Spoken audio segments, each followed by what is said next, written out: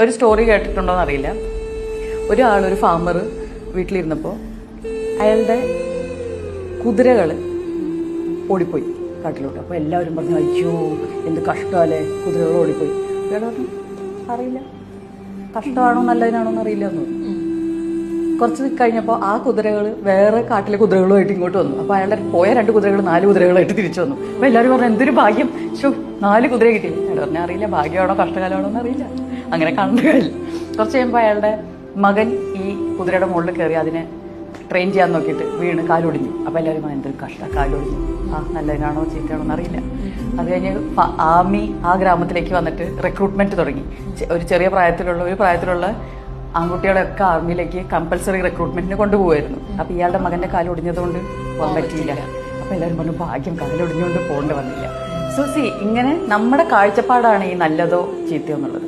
പക്ഷെ നടക്കാനുള്ളത് നടന്നുകൊണ്ടേയിരിക്കും.